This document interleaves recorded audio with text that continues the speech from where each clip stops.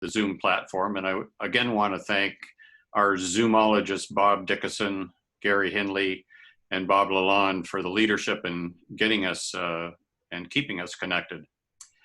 Your management committee meetings have also been conducted on Zoom, making us as productive as we can.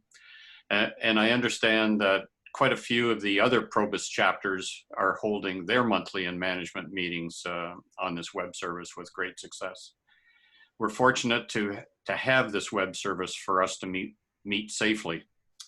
We'll try to keep ourselves to 1 hour today, and at the end, we'll be trying something a little new to enhance our camaraderie. We're all learning some new phraseology during our current health environment. Feelings seem to be an emotional corona coaster. Meanwhile, COVIDiots are spurning lockdown restrictions in ways likely to make the pandemic worse amid an infodemic of dodgy news and half-informed corona-splaining. At least there's a locktail hour at the end of most days for us. For those golfers in the crowd, I want to share what I'm told is an actual sign posted at a golf club in Scotland, the home of golf, so my Scottish friends tell me. Anyway, the sign says, back straight, knees bent. Feet shoulder width apart, form a loose grip, keep your head down, stay out of the water, try not to hit anyone. If you're taking too long, let others go ahead of you. Don't stand directly in front of others. Quiet, please, while others are preparing. Don't take extra strokes. Well done. Now flush the urinal, go outside and tee off. Okay. Sorry about that.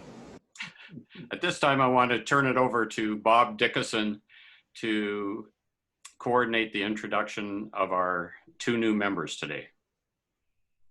Okay, gentlemen. Thanks, Jim. So we now, even though we're meeting on Zoom, we're going to get back to introducing some new members to the club. And the way we're going to do that is we're going to show the pictures on the screen, and you will see them if you're in speaker view. And their sponsors will be reading out their bio. So you'll be able to wave at them. They could wave back to you. They're both on with us here today. So first, I would ask Tom Evans to introduce Richard Geyer. Good morning, everyone. It's Tom Evans. It's my pleasure this morning to introduce Richard Guger. I met Richard a couple of years ago through golf with the Skyway Seniors recreational group. I've got a brief bio to present to you to kind of describe and introduce Richard. Richard was born in 1941 in Toronto. He attended public and high school in Toronto and moved to Montreal at the age of 16, where he finished high school and entered the forestry engineering faculty and at the University of New Brunswick. His career started in the logging division of Macmillan Bodell on Vancouver Island. As he didn't want working in the rain and snow to be his future, he returned to Montreal and married his high school sweetheart, Karen. Next, he became a technical service engineer with the National Starch and Chemical. He remained with this company for 30 years and gradually worked his way through management until his retirement in 2000. His daughter, who is married and resides in Oakville, was born in 1969 and is working as a pediatric neuropsychologist at Toronto's Sick Children's Hospital. He has 2 lovely granddaughters. Richard enjoys chartering sailboats around the world, skiing, biking, hiking, fishing, and hunting. Interesting, he doesn't mention golf, maybe because he doesn't enjoy it. He recently started curling and is enjoying that learning process. He now spends 1 to 2 months in the California desert and other warmer areas and continues to lead a very interesting life with a promising future. I introduce you to Richard Guger and welcome him to the chapter. Thanks, Tom. Appreciate you doing that. And Richard, welcome to the club. Very good to have you as a member. I would now like to have Howard Hughes introduce Cliff Baker. Cliff has recently joined the club, and so we look forward to having him as a member. Howard? Good morning, gentlemen. Can you hear me well? Yes, we can. Okay. Cliff Baker was born in Western Ontario and has lived in many communities, including Toronto, Brampton, Parry Sound, and finally in Burlington. He's married to a beautiful lady by the name of Barb. His business career was mainly focused on wood preservation. In the industry, he was a product development and a regulatory specialist throughout the years. Cliff's emphasis was on the environment and the wood preservation industry that has undergone several significant changes that provide for safer working environment for employees as well as better products for consumers and contractors. Cliff has provided services for the development of new wood preservatives and research studies on wood preservation products to meet the regulatory requirements of the United States and the EPA and the Health Canada Pest Management Regulatory Agency. Since 1999, Cliff has been a sitting member of the Canadian Standards Association Technical Committee on Wood Preservation. Since 1995, he's also been a member of both the Canadian Wood Preservation Association and the American Wood Preservers Association. From 2005 through 2007, he's been a member of the board of directors for the Charles W. Stockey Center in Parry Sound, Ontario. Now, on the personal side, Cliff enjoys travel, home renovations, walking, curling, music, spending time with his grandchildren, and drinking Howard's Scotch. I would like to re-welcome Cliff for the second time to the organization.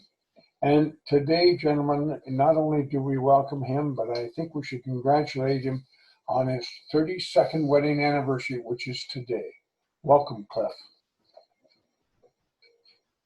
Thank you, Howard, and welcome to both Richard and Cliff for becoming members of the club.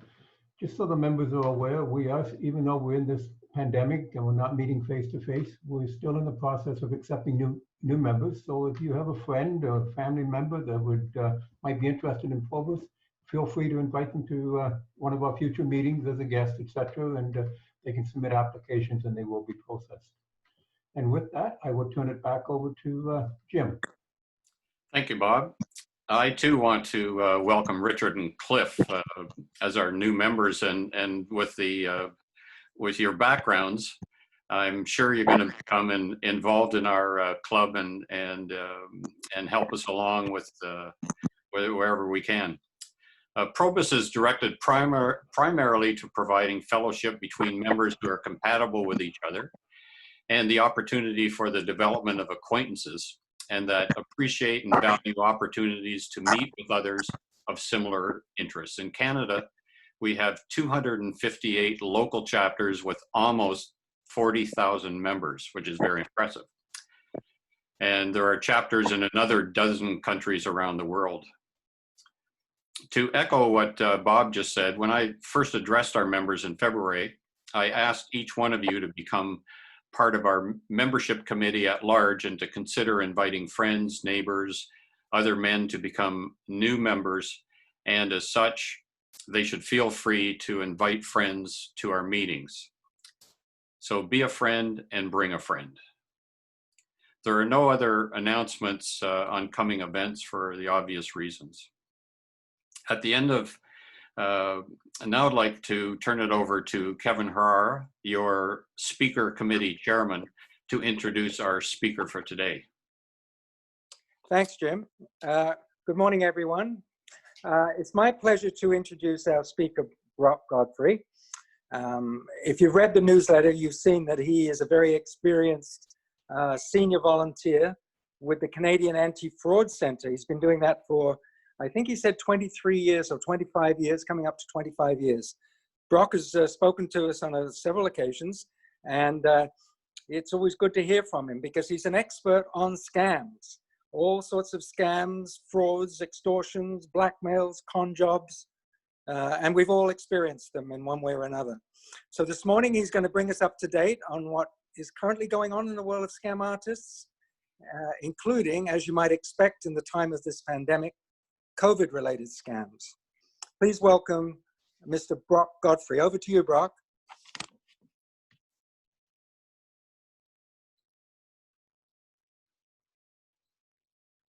Mute myself here. There we go.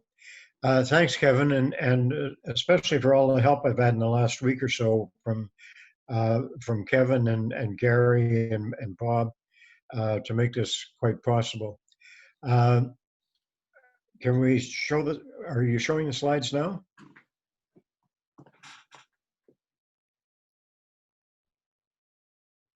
Okay, there we are. Okay, this, can we go to number 2?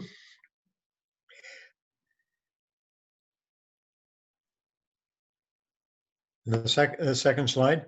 This is a fraud awareness presentation, which I've done before, but we've added quite a number of updates and especially situations involving the coronavirus thing. Number 3, there are so many new scams that have come onto the scene that are tied to the coronavirus. Can you go to number 3?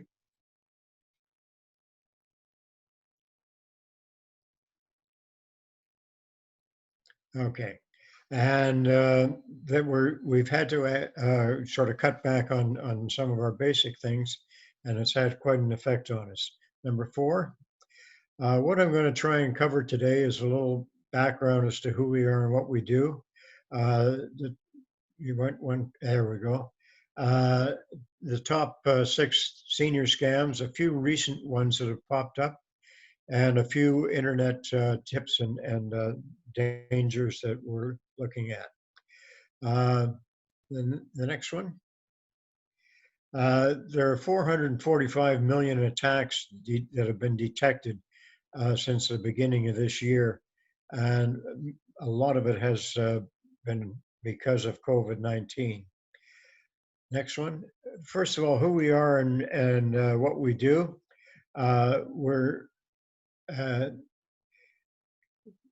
We're still the same old group. The next one. We started off as PhoneBusters. We're now the Canadian Anti-Fraud Center. We're a joint operation of the OPP, the next one, the RCMP, and the Competition Bureau. At the moment, we're under the direction of the RCMP. We're an unusual organization. When did you ever hear of the federal and provincial governments working together before? We're located in North Bay. The next one. We were formed 27 years ago by an OPP officer. Not only were we the first of its kind in the world, we were the only one for about 9 years. They now operate with a full-time staff of about 28 in North Bay and 45 senior volunteers. Okay. The RCMP are in charge of it, and they have discovered this number of scams just in the past year alone. The next one. About 95% of all the scams go unreported, and in some cases, like the first scam I'm going to talk about, it's probably closer to 99%. Okay. Our offices are currently operating in a very reduced capacity, like most businesses, and due to the COVID-19 situation. It's especially hard on us because the 45 senior volunteers have not been allowed in the building since March sometime. Because of our age, we were all seniors to begin with. And as I say, I think I've been here 24 years uh, with a number of the others as well. Next one. A couple of recent scams that I want to talk about. First of all, next one. There's 133 million user records that came on sale on the 2nd of this month. That is, they had records that had been scammed, where a company with all those records was hacked, and now those records are all for sale to the bad guys, unfortunately. Next one. The Competition Bureau, our partner, the Competition Bureau, was able to do an investigation of Facebook, and they ended up having to pay a $9 million penalty for misleading Canadians regarding their user privacy. In other words, they were selling the information. They also had to pay, Facebook also had to pay an additional $500,000 for the cost of the Bureau's investigation. Next one. I'm going to talk about the top 6 scams that target seniors only. This is based on actual dollar loss on actual victims throughout Canada. Next one. And again, as it has been for the past 5 or 6 years, the romance scam is the biggest one. And although most of the victims that we talk about are female, that's only because we understand a lot of male victims don't report it. A lot of female victims don't report it too. But the dollar loss that we knew about last year was over $10 million, more than the next 2 top scams combined. Next one. One of the biggest dating sites knowingly puts people at risk because they do not take off names that are reported to them as fake. And in fact, they are currently being charged. At one point, it was 25% to 30% of the names on there were fake names that we had notified or they had been notified about. At times, it's reached more than 50% of the names, which probably means they're scammers. And the next one, closer to home, the RCMP West have investigated a huge scam ring involving 5 men. We only have pictures for 4 of them that are involved in a romance scam in Canada. And they have all been now charged, I believe, mainly targeting women on dating sites and things like that. Next one.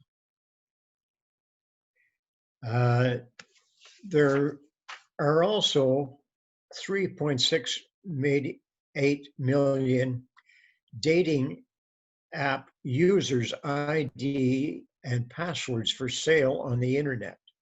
So it just shows you how wide open that whole thing is for victims. It's actually quite scary. Next one. Another dating site used fake ads to swindle users and are being charged by the Federal Trade Commission in the US. Next one.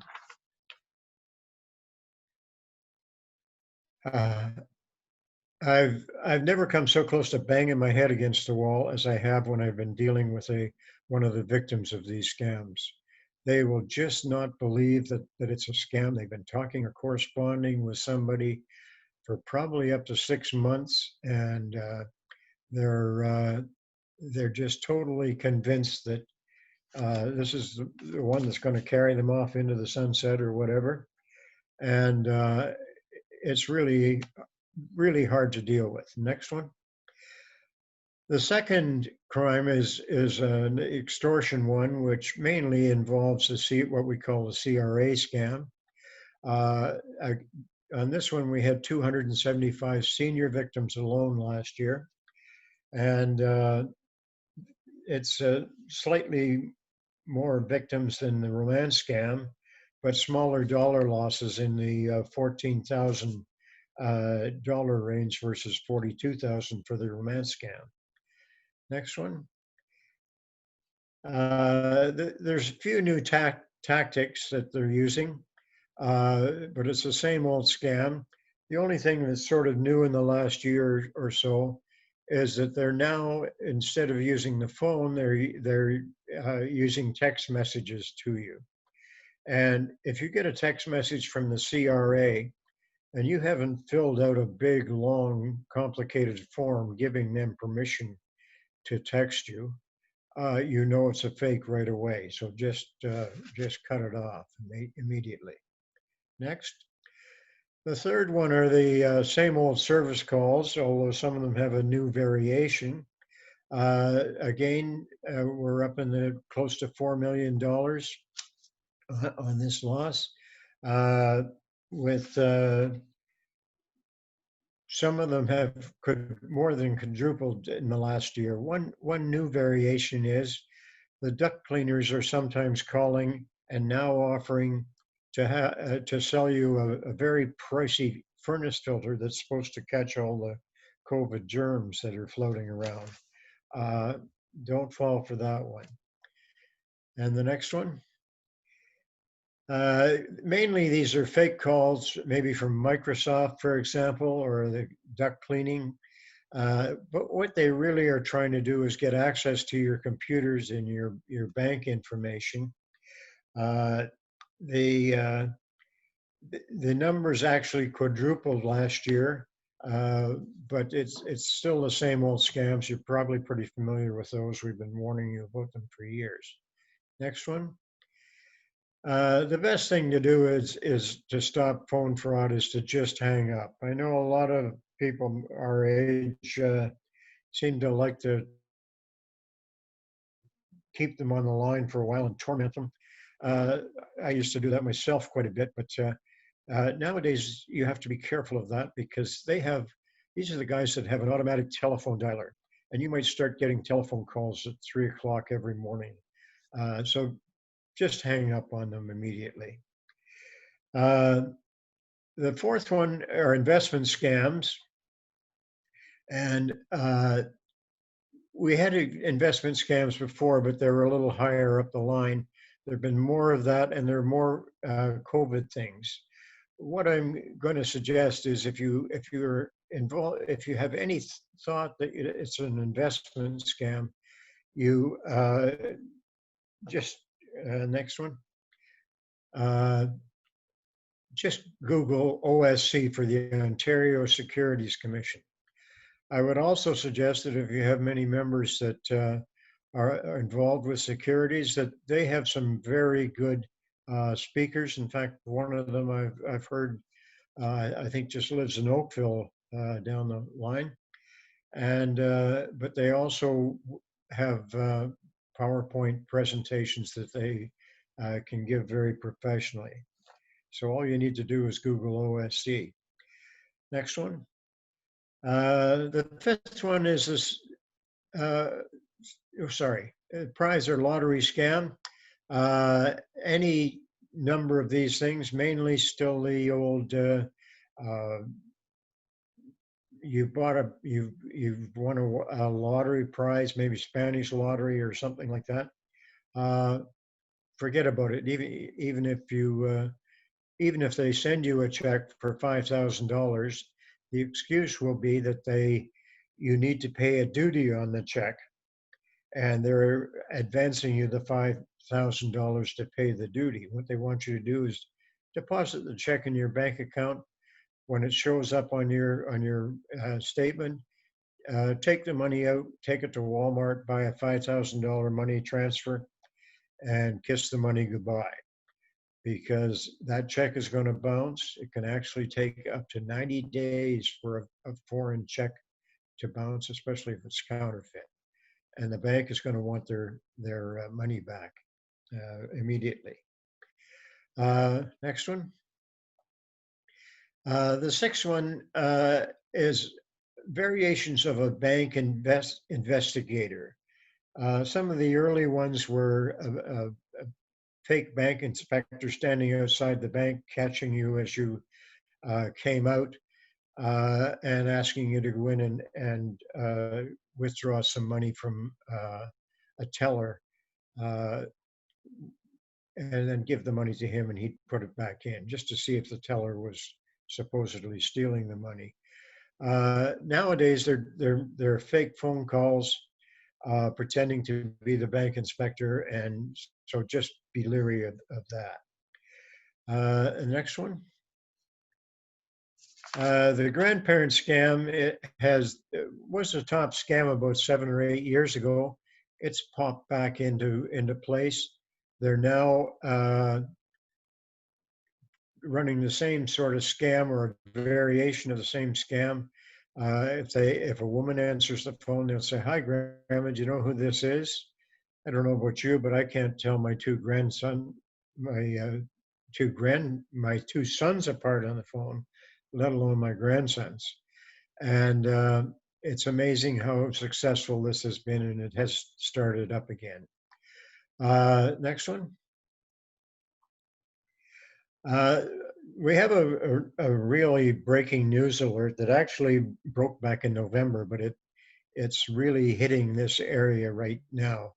And we've worked with the Serious Fraud Office on this. Next one. And it's called the SIM swap scam. And the SIM card is that little thing that's sticking out of this cell phone. On some of them, you have to take the back off to see what your SIM card is. And if you were to switch to a new cell phone, you would have to possibly transfer your SIM card to another one, or get a new SIM card in the new phone, canceling your old one.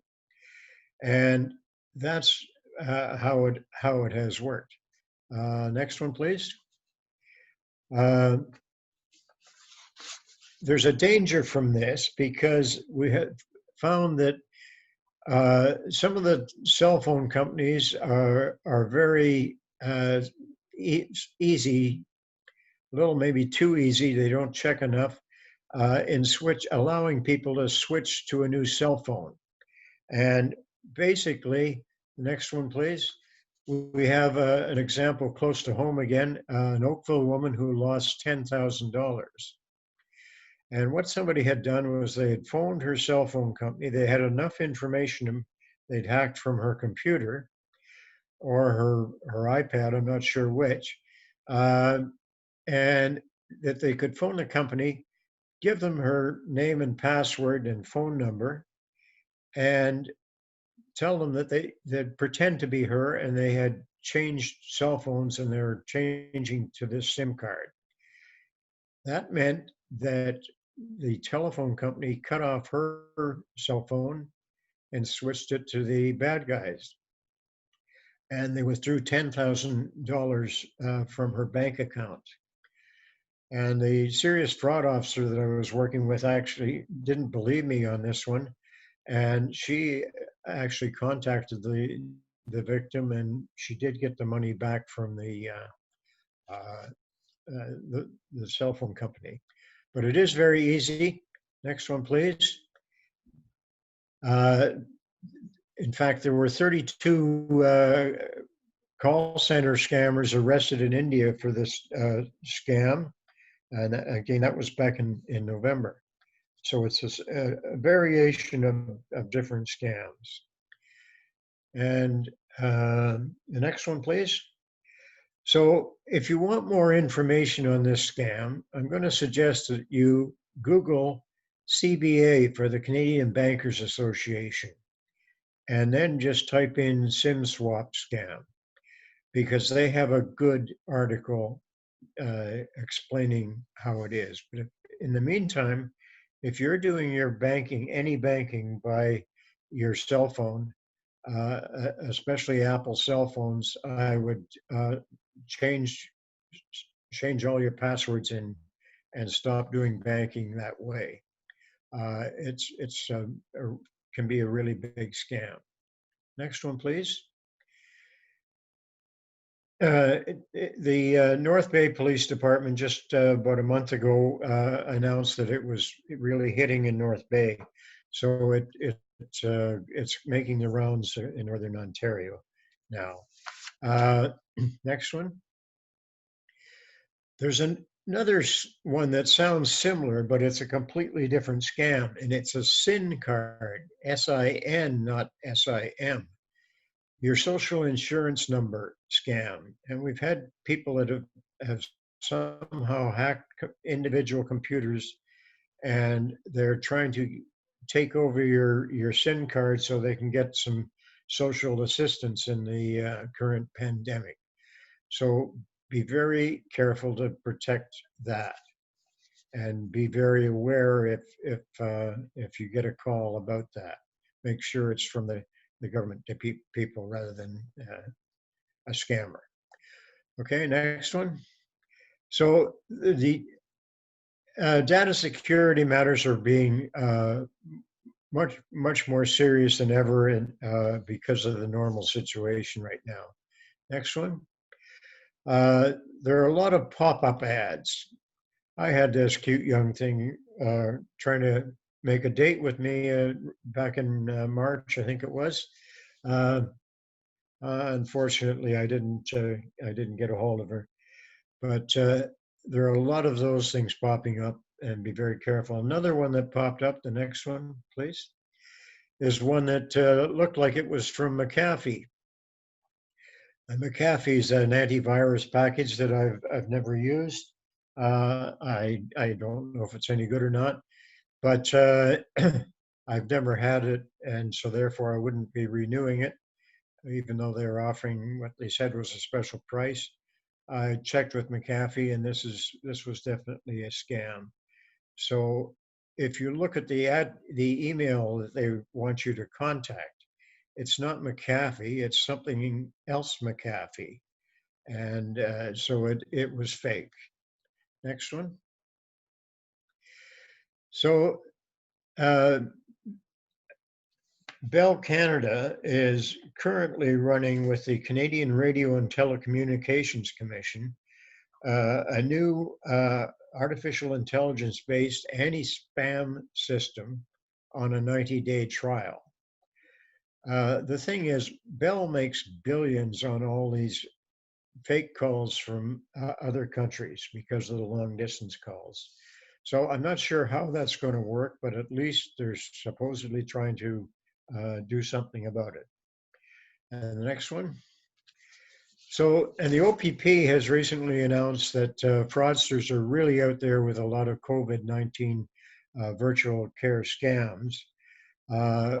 We're having trouble keeping up with all these scams because, as I mentioned earlier, all our 45 senior volunteers are not allowed in the office because because of our age, and B, because it would be too crowded. We can't do the spacing that we'd have. And so we're having a major job trying to keep up with all the scams, and half the other staff are working from home. Next one. So some of these scams I want to tell you about. This first one of my grandsons almost got caught on this one.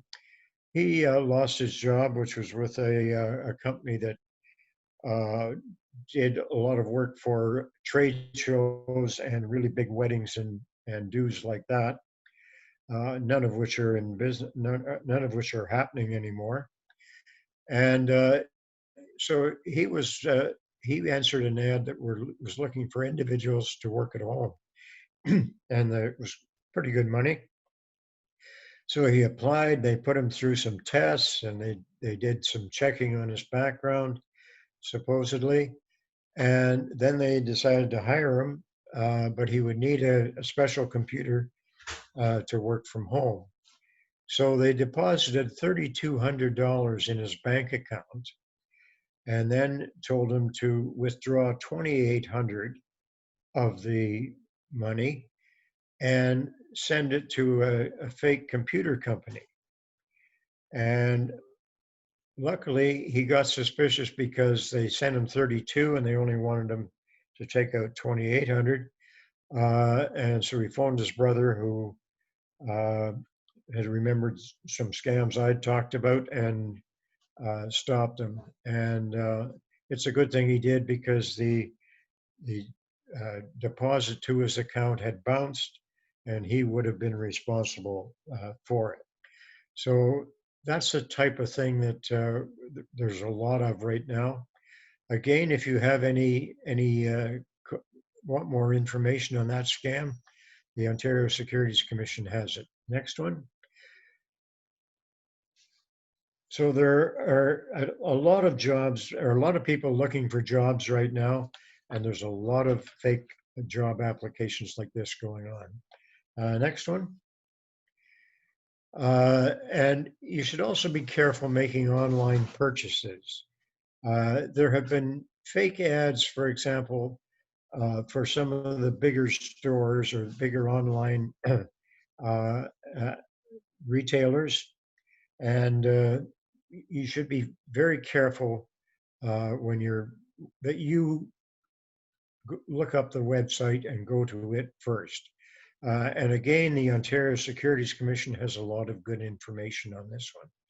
Next one.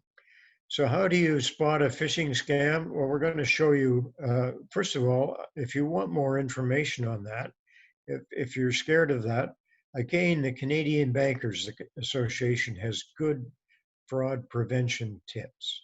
So all you need to do is Google CBA and look for their fraud prevention tips. Next one. In the States, there's a variation of the scam that doesn't apply up here, but some of the fake calls are still ending up in Canada. The Department of Justice has warned people in the States that there are scams related to the coronavirus contact tracing that they're trying down in the States. And although they're not doing it in Canada, some of the fake people that are calling, pretending to be them, are reaching Canadian numbers. So it's something that doesn't apply in Canada. Hang up on them. Next one.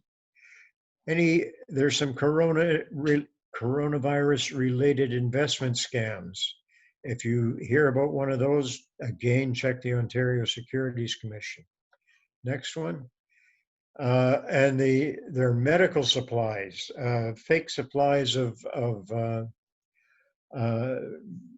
both masks and other supplies as well. The next one.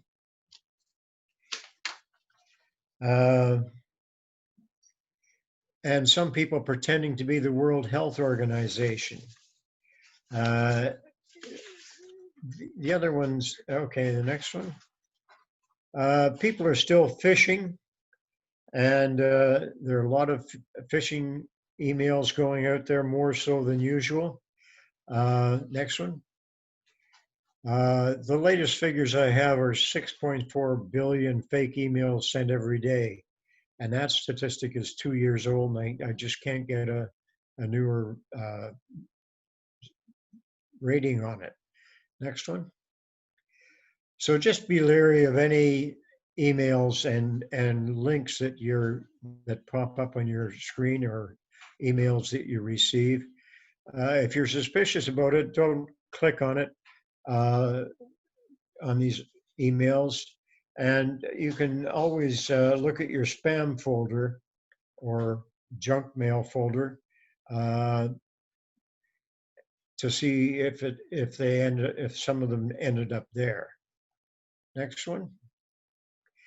Pop-up ads, like that busty young 17-year-old that was chasing me. Next one. If you're in doubt at all, don't click on it. Just leave it for a few days, and it'll probably be cleared for you. It'll end up in your spam folder. Next one. Otherwise, you're going to get a virus. And next one. Unless you have an oops key on your computer, which I haven't seen yet, you're going to be in trouble with it. So our main take-home message is this: we're all prime targets, more so because of the pandemic, and we all love the internet, but they're tracking you everywhere you go, with your cell phone as well. And for example, you see ads that pop up like this. If you happen to be looking for shoes, for example, you'll see a shoe ad pop up on your screen. That's because they're tracking you. And the real problem is that the browsers that we're using, like Google, are selling your information. That they make their millions and give you a service free because they're selling your information. Next one, please. So, oh, we've got to go a couple more. One more. So if you get ads like this, and then this, you may have to switch to a different browser.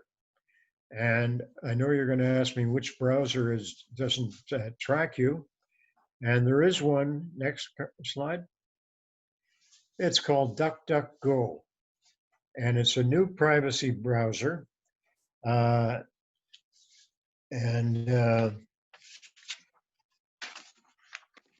nice thing about it is it doesn't track you.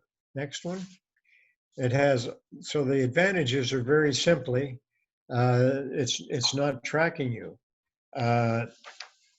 DuckDuckGo is simply a search engine that doesn't collect any personal information on you. It doesn't store your search history. And how do they finance themselves? Well, for one thing, they received $10 million from OMERS, which is the Ontario Municipal Employees Retirement System. And I checked it out briefly, but I also went on the fact that OMERS must have checked it out a lot better. And so I would suggest you simply Google DuckDuckGo, and they'll tell you what it is, and you can download it from there and kiss Google goodbye. And the next one, please. It's my favorite cartoon. Okay, I think do we have some time for questions? Yes, we do. Brock, for those of you that have questions, I'd ask that you raise your hand, and Gary Hindley will find you there. And then when you when he asks you to what your question is, you'll have to unmute yourself. So who's our first questioner there? Gary, go ahead. I think Kevin has a question. Yeah, hi there, Brock. Can you hear me okay? Yes, I can, Gary. Yeah, Kevin, Brock. Kevin, sorry. That was very interesting. I really enjoyed it. Boy, it makes you wonder, doesn't it, eh? You should stay in bed all day, but never mind. No, I just want to relate this one to you. It came up in the Burlington Post. It was a story of a woman. She got a call that 2 large transactions had gone through her credit card earlier. She was given a number, telephone number, to call back to get the thing sorted out. So she thought about it, and instead of calling back the number she was given, she decided to look at the back of the card and call the 1-800 number.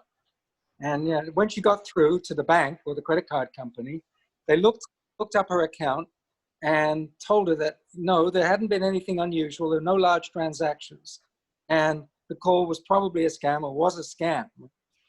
And then, she was thinking, good citizen, I'll give the bank the details, the telephone number. And she gave that to the person on the phone. And the person basically turned around and said, sorry, we don't need that. We don't really want it. So my question to you, Brock, is, and this happened to my wife as well. She went into the TD bank with a printout of a TD scam. And that's nice, but your account's in good shape. We really can't do anything about it. So my question is, what do you do in a situation like that where do you go? Who do you call? Because the question is, how are we going to stop this if the banks and the people, and we raise the problem and they don't care? So that's my question. Well, the answer is very simple. They get so many of these every day that they can't handle them, and especially right now when they're on short staff, and there are more of them going on, more of the scams going on. What I would suggest is that she call the manager of her local branch and make sure that they have put a warning, a flag on her account. And most banks have a process to do just that. Take a second look at anything that goes through. Okay. Yeah, good. Thanks, Brock. Gary, who's next?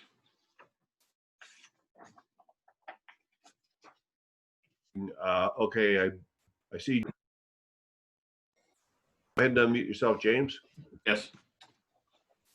Hello, it's Jim Sortis, and my question is rather simple, sort of. Does installing a VPN, a virtual private network system on your computer system, prevent some of this untoward access to your computer? That's for Brock, of course.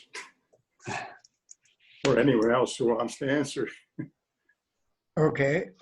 Yes, a VPN or a virtual private network is an extra layer of security. I have one on mine. We were not supposed to recommend anyone. And I can't even think of the name right now. It's because it just, I'm not using my own computer. I'm using a borrowed computer. Basically what a VPN does is when you go to send an email or text, whatever, it doesn't go right from you to the person that you're sending it to. It goes to a third party first, where which is another layer of security. The one I use is very useful that way. It doesn't seem to slow the process down anymore. And what it does is it encrypts your message so that nobody else can understand who it is you're talking to or what you're asking. And it's, as far as I'm concerned, it's if you're doing anything critical on the computer, it's well worth the extra dollars.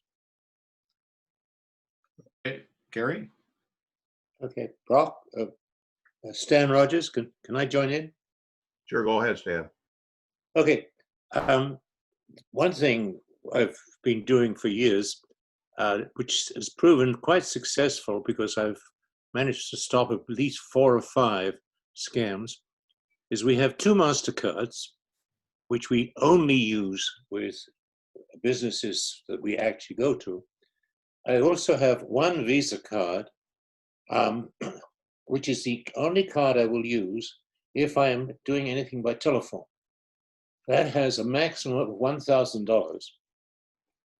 And I've had at least 3 or 4 in quite a recent time where you get this excited phone call. Mr. Rogers, has someone just applied $600 to your card? Well, no, not that I know of. Well, and then we've also got someone which applied $1,200 to your card. I then revert to my London, British East End and simply say, bugger off. And that's it. Because it's obvious that it is a scam.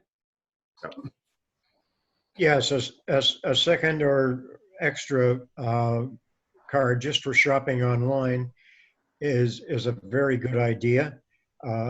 Some years ago, it was a problem because the banks just kept upping the limit on your card. You keep trying to do that, yes. Yes, they did try to do that. I think they all realize the value of it, and it's an excellent idea. The only problem with it is if you can't use that card to to buy say an airline ticket that's more than $1,000 or something like that. At 93, I can't go on an airline anymore anyway. Oh, okay, yeah, I'm running into that problem too. Yes. It's Okay. 85 and you cannot get any insurance. Okay. Gary? We have a question from Howard. Sure. Okay, can we have this as the last question as we're getting short on time here? I'll Okay. try to make this short and sweet. Brock, you mentioned one thing that really struck home. I just bought my wife a brand new Apple Pro 11 telephone yesterday. She came home and she changed the SIM card. She was told to change that. Can you tell me what steps we should take again to protect herself? That is called changing her passwords on her accounts for banking, etc. Please explain.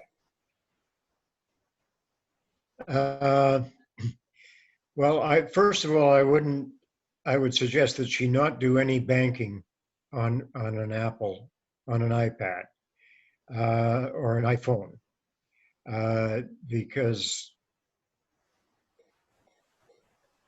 they seem to be hackable, and I'm not sure what the situation is now. It certainly was for a while, and until I get the word, I would suggest not doing banking on anything. But other than that, they're very safe. I'm a retired banker, and I have small mental hernias about wireless products, i.e., phones, iPads, etc. I have no problems about doing banking on a desktop that's wired, but a wireless mouse, etc. You can check that one with Bob Lalonde. He was the one that slapped me around until I got smart. Any event, I don't believe in doing banking online on phones or iPads. And it doesn't matter whose product you are. Use it on a secure system that you can trust, that you can follow through on. Okay. Yes. Yeah. There's Go ahead. another comment on that. Is that if you're using a VPN, the virtual private network, that it updates the security by quite a bit. Okay, well, thank you very much. On behalf of all of our members gathered here today, Brock, I want to thank you for your thoughtful, informative, and most timely presentation.